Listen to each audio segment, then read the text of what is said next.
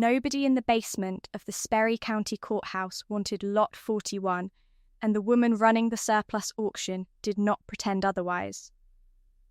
0.4 acres of riverbank south of Dunmore, no utilities, no maintained road, one structure, condition listed as ruin. Bev Dillard read from the card, and a man over by the radiator said, "That is the firewood lot," and got his laugh. Ramona Guthrie raised her hand from the folding chairs in the back and bid the opening $15, and the laugh went around the room a second time before the gavel put it down. If anyone had told that basement that within a year 300 people would stand on that same riverbank to watch a wooden drum turn for the first time in 67 years, the laugh would have taken the roof off. Nobody told them. Nobody knew, except possibly a dead man. Ramona signed the card, paid her $15 plus $11 for the recording, and carried away a deed and the county's own property file, a mildewed folder Bev handed across the table with the rubber band already snapped. Understand what Ramona Guthrie was that August, and what she was not. She was 23. She was not a treasure hunter. Until March, she had spent 3 years in the deed room 2 floors above that basement, pulling records and reading court hands older than the state highway system. And in March, the county had shipped its archive to a scanning contractor in Louisville and thanked her for her service with 2 weeks of pay. She had $612 in a checking account, a room above the Dunmore laundromat that cost $90 a week, and by her own arithmetic, about 6 more weeks before the 2 numbers met. What she also had was a memory. In her last week of work, she had boxed that mildewed folder herself, and she had noticed what was clipped inside it. A person who reads files for a living notices a sealed envelope the way a farrier notices a limp. Correspondence in a property file is ordinary. Correspondence stamped, received April the 6th, 1959, and never slit open in 67 years, is not ordinary. It is a county admitting something with its silence. On the courthouse steps, in the flat August heat, she opened the envelope with her car key. 3 pages. Close-ruled, written in a hand that pressed hard enough to plough the paper, signed Cephas Loomis, Ferryman, Cane Bend Crossing.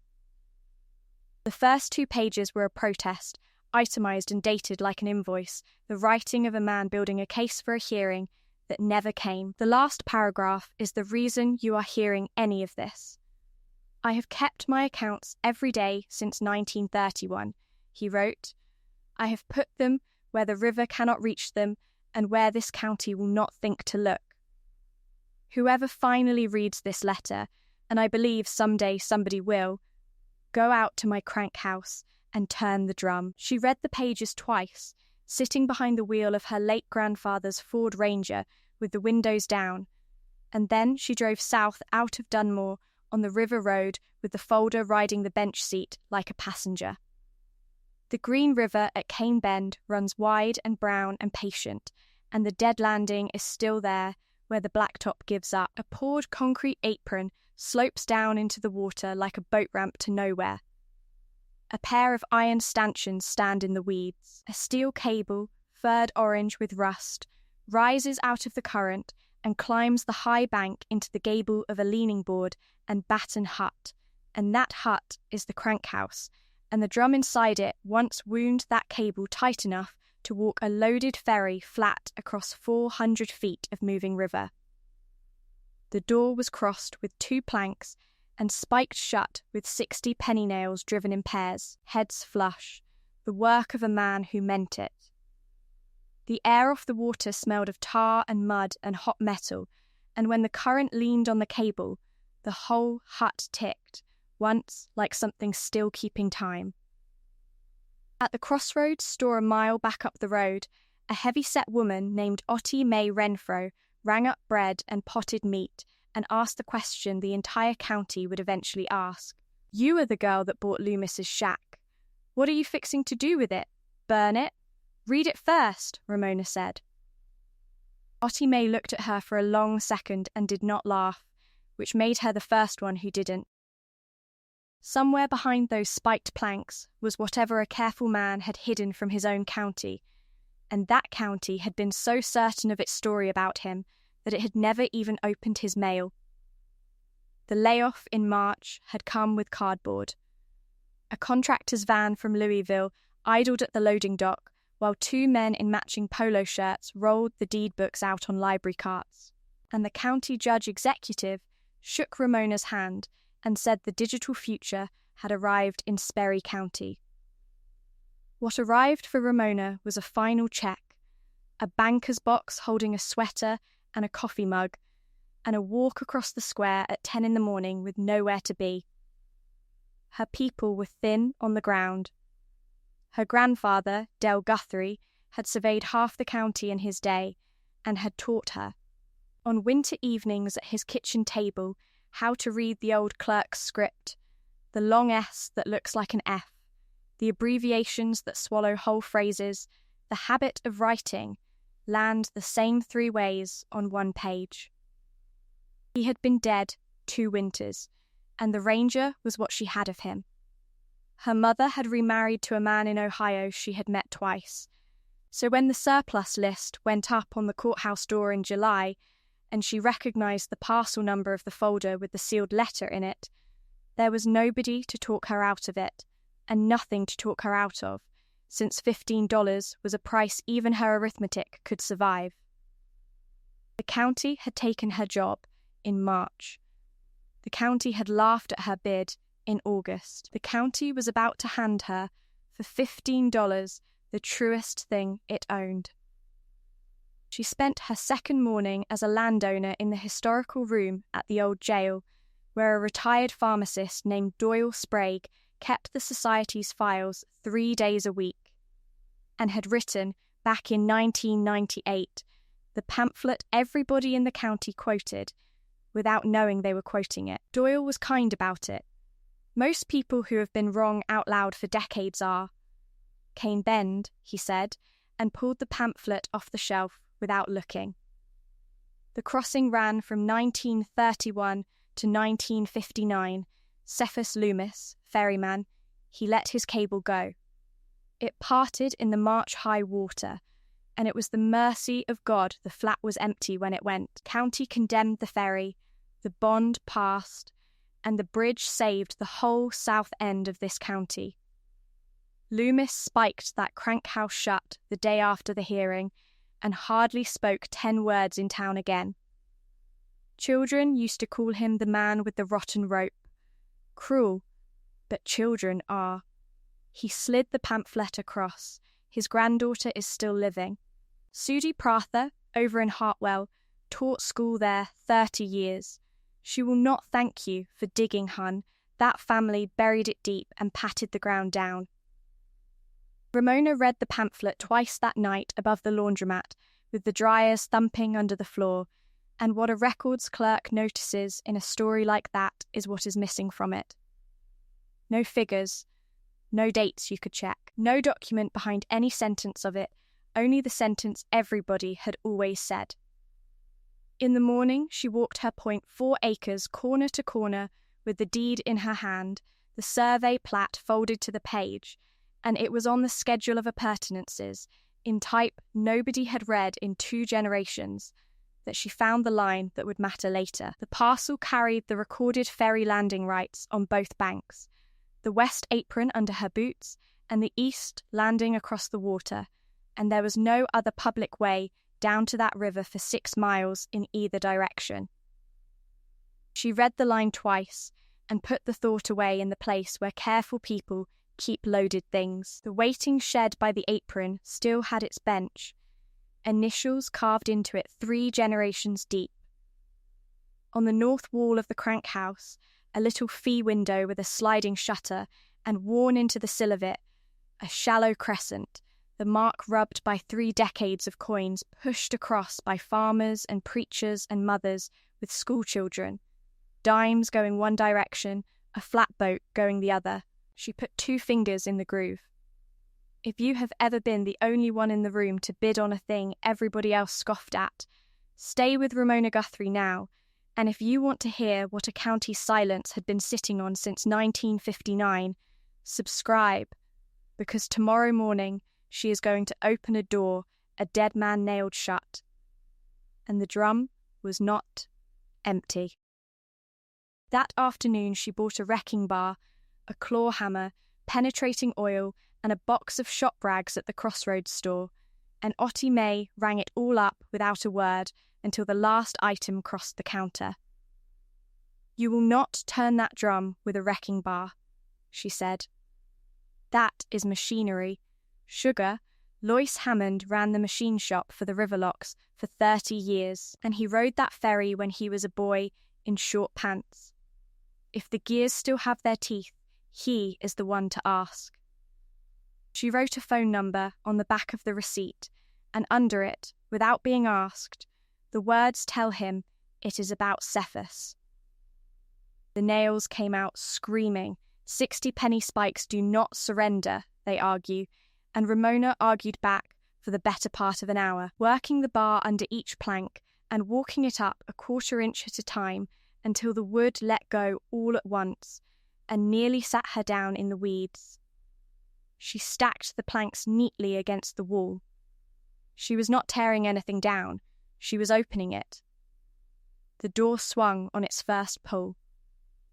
67 years of dark came out to meet the daylight, and the daylight went in and landed on the drum. It stood the height of her shoulder, an oak barrel broad as a cattle tank, banded in iron, wound deep with dead grey cable, and around it the whole quiet argument of a working man's machinery.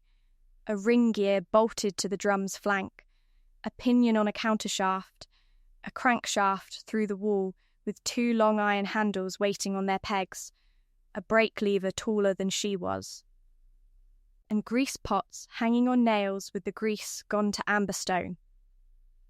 Dust hung in the light from the cable slot like silt in slow water. On the inside sill of the fee window sat an enamel cup, a feed store calendar for 1958 still turned to March, and a 3-legged stool worn pale where a man had sat for 28 years watching the river come to him. She put her hands on the drum and pushed, and it did not give her a 16th of an inch. Lois Hammond came out the next morning in a grey twill shirt buttoned at the wrists, 81 years old, hands like tree roots, and stood in the doorway a long minute before he touched anything. "I rode this crossing when I was a boy," he said. "Dime in that window." He waved my mother across free every flood spring, and my mother never once asked him to. He walked the gear train with a flashlight, tapped the pool with one knuckle, and gave his diagnosis the honest way. "Pool dropped into the rack and rusted where it sits. That is not ruin.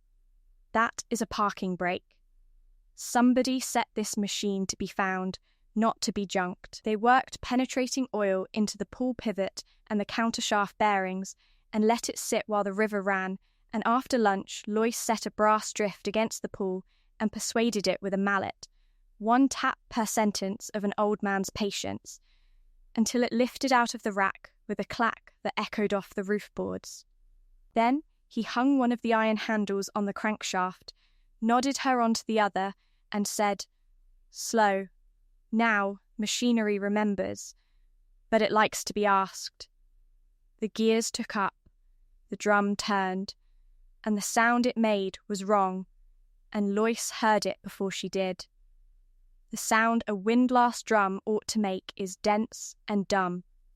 This one rang. He stopped, cranked it back a half-turn, forward again, and listened with his palm flat on the staves. "A drum is solid, or it is nothing," he said. "This one is singing. It is hollow, and it was never built hollow." The south end of the drum wore an oak medallion the size of a dinner plate, proud of the staves, held with 4 carriage bolts, and cut into the face of it, plain as a headstone, the letters C and L. The bolts should have been rusted to weld. They turned like they had been set the week before, and when Lois got the first one clear, he held it to the light and laughed once. "Low tallow," he said. He dipped these threads in tallow. He meant for them to turn. The medallion came away, and inside the hollow core of that drum, dry as a church attic, lay a bundle the length of a stovepipe, wrapped in tarred canvas and tied off with waxed cord in a ferryman's neat hitches. They carried it to the fee shelf and opened it in the window light, slowly, on the clean shop rags she had bought without knowing why. 4 ledgers, canvas bound, marked in ink on their spines, 1931 to 38, 39 to 46, 47 to 53, 54 to 59. A folded oilcloth packet of loose papers, and a silver pocket watch wrapped in flannel, engraved on the case back, to C. Loomis, from the parents of the Dunmore School, High Water, 1944. Ramona opened the last ledger to the last filled page, and everything the county thought it knew began to come apart in a shed that smelled of tallow and tar. Every day for 28 years, one line. Fares in the left column, dimes and quarters added without one blot. And a right column headed with 2 letters, N and C, no charge, every free crossing named and dated in that hard ploughing hand. Doc Tharp to the Wycliffe girl, 2 in the morning. The flood of 37, 11 days without stopping. 206 families carried out of the bottoms. School children across at no charge every morning. The water ran too high for the low bridge road, week after week, year on year. She did the sum that night on the back of an envelope, and it came to 2,941 crossings that Cephas Loomis had given this county for free and written down anyway, not for credit, but because a ferryman keeps his book. And the money column carried its own quiet thunder. The crossing had cleared money every single year it ran, including 1958, the very year the county would soon swear it grossed next to nothing. Then the oilcloth. An invoice from a Louisville mill supply house, October 1958, 1 reel of plough steel cable, 700 feet, $218, stamped paid in full. And under it a pink carbon receipt, Ferry County Storehouse, February the 9th, 1959, 1 reel plough steel cable received for the Cane Bend crossing, release held per order of the magistrate's office, signed E. Dunn, clerk. Loyce read it twice and set it down flat, the same deliberate motion a man uses to set down something hot. 5 weeks later, the old cable parted in the March flood, and the county called it a rotten rope and called the ferryman finished, while the new cable he had already bought and already paid for sat locked in the county's own storehouse. The river had not beaten Cephas Loomis. The work had not beaten him. It had taken a courthouse to do it, and even the courthouse had needed a lie. At the bottom of the packet lay 1 more envelope, soft with handling, addressed in the same hand.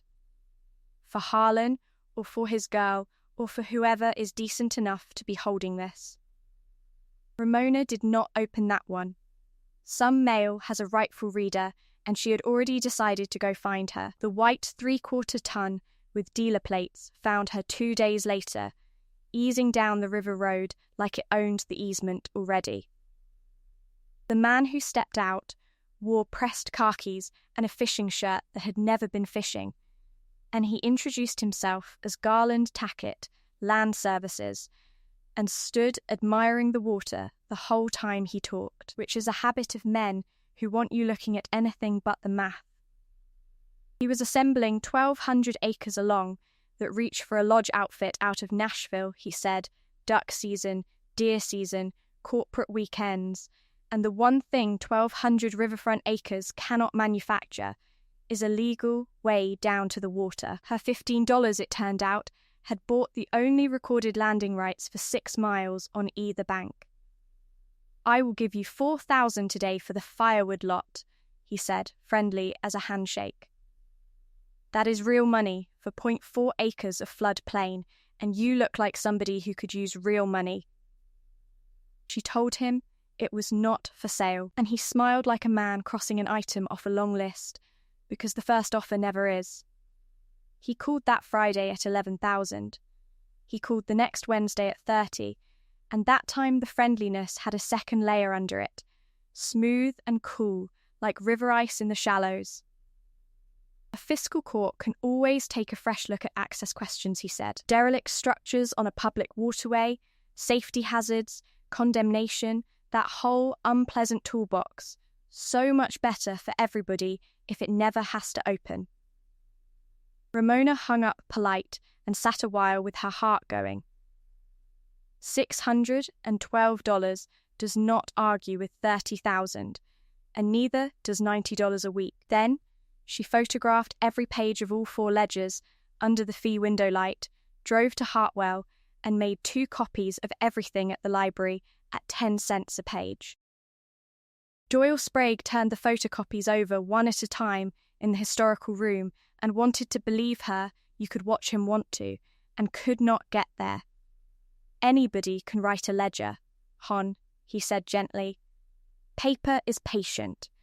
It will hold whatever a man puts on it, true or not. You have a sad old book and a receipt nobody alive can explain.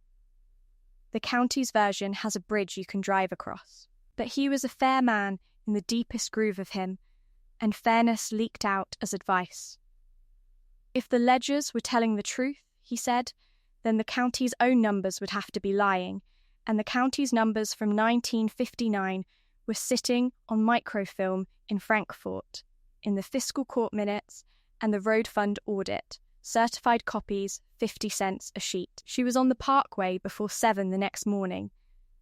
3 hours up, 4 hours under the microfilm lamp, and there it was in the April minutes, in the steady typescript of a court reporter who had no idea what she was preserving.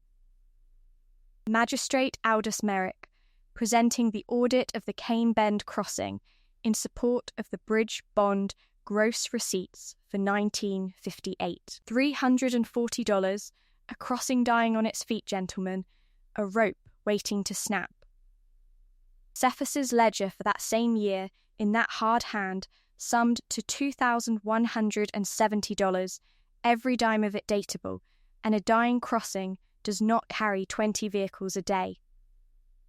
One of those 2 numbers was a lie, and only one of them had been written by a man with a bridge company, because that was the other thing the minutes said. In plain type, nobody had ever gone back to read. The low bid on the new bridge, accepted that same summer, Merrick Construction Company, Aldous Merrick, president, recused from the vote and present in the room. Back home, she climbed to the courthouse attic, where the scanning contract had taken the deed books and left everything the contract did not name, and she found the storehouse inventory book exactly where she had boxed it in March. The person the county had laid off was still the only one who knew where anything was. February the 9th, 1959, 1 reel plough steel cable, received. Cane Bend crossing, the county's own hand agreeing with a dead man's pink carbon. And 4 lines down, in 1960, the same reel transferred out to the bridge project to Merrick Construction, no consideration recorded.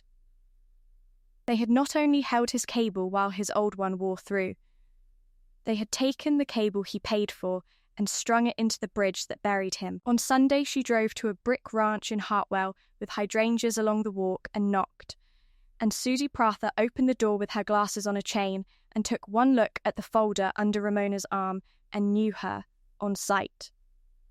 The whole shape of what she was. My grandfather is a closed subject in this family, Sudie said, level as a spirit gauge. 60 years I have been the granddaughter of the man with the rotten rope. I do not know what you are selling, but I have already paid for it once. The storm door was latching when Ramona did the only thing left and slid 1 photocopy through the gap. The no charge page from March 1944. school children across at no charge, 11 mornings running, and walked back to the truck without a word. Some doors you do not argue with. You leave the truth in them and drive away. On Monday, she filed for 10 minutes on the fiscal court agenda, first Tuesday of October, purpose stated as presentation of records concerning the Cane Bend crossing, and Bev Dillard took the form with the tired kindness of a woman who had watched people embarrass themselves in that room for 20 years. 10 minutes, Bev said. I hope you know what you are doing. That made 2 of them. The commission room on the first Tuesday of October held more people than it had seen since the flood levy vote. Ottie Mae Renfro ran a store runs on talk, and half the south end of the county had heard some version of what the girl found in the drum. Ramona wore her one good blouse and carried everything in her grandfather's leather map case, and when her 10 minutes came, she did not accuse anybody of anything. She had learned that in the deed room. Records do not need a lawyer's voice. They need a reader. She read the 2 protest pages of the 1959 letter first, itemized and dated, in a room quiet enough to hear the radiator. She held up the 4th ledger, opened to 1958, and read the year's sum, $2,170. And then she read the certified microfilm of Magistrate Aldous Merrick presenting that same year to this same court as $340. She read the Louisville invoice, paid in full, October 1958. She read the pink carbon, release held per order of the magistrate's office. And then she read the county's own storehouse book, received February the 9th, and the transfer line from 1960, the paid for real going out the door to Merrick Construction with no consideration recorded, and she laid each page flat on the long table as she finished it. So the 7 magistrates were not listening to a story anymore, they were looking at their own handwriting. Lois Hammond stood up from the second row, without being called, hat in his hands. I was a boy in that storehouse yard in '59, he said. That reel sat there by the scale most of that spring. Everybody who worked the yard saw it, and we were told it was bridge stock, and we believed it, because you believe the courthouse. I am 81, and I would like to stop believing it now. The room let out its breath. Then a big man in the front row pushed himself up, and half the county recognized him before he turned around. Warren Merrick had chaired the First Bank of Dunmore for 30 years, and his family name was cast in bronze on the bridge. He took off his glasses. He looked at the pink carbon for a long time, and it was his voice that had changed when he used it. My grandfather's clerk initialed that receipt, he said. I have spent my whole working life trusting this county's paper, and this is this county's paper. I was raised on the rotten rope story.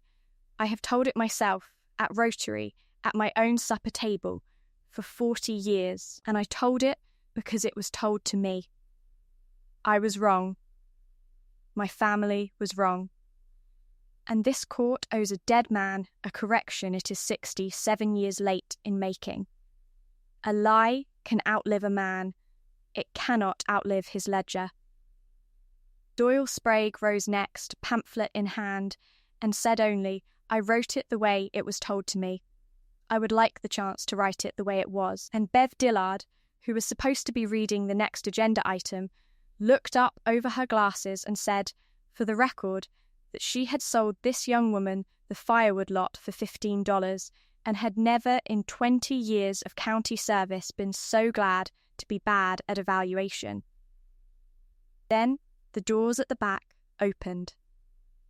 Suddy Prather came down the aisle with a photocopy in her hand, and she did not stop at the rail, and nobody moved to stop her. I was 3 years old when the cable parted, she said. I have spent 60 years being careful never to say my grandfather's name in this county, and my father spent 40 doing the same, and it cost him more than it cost me.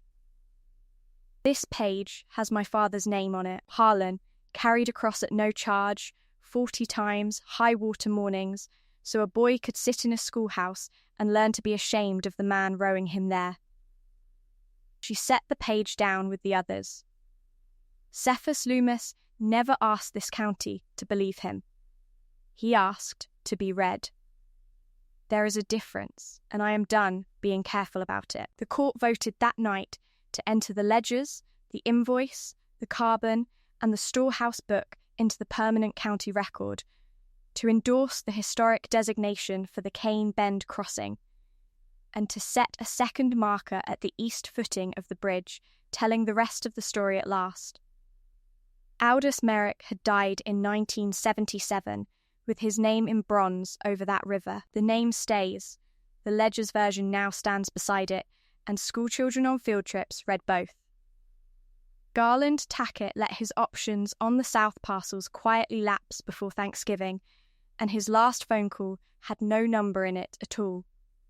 Only a long pause and the observation that in 20 years of land work he had never once been beaten by $15. And in January, when the fiscal court voted to bring its records home from Louisville, it hired the only person in the county who had read all of them, which is how the woman from the folding chairs in the back got her own key to the building that had laughed at her.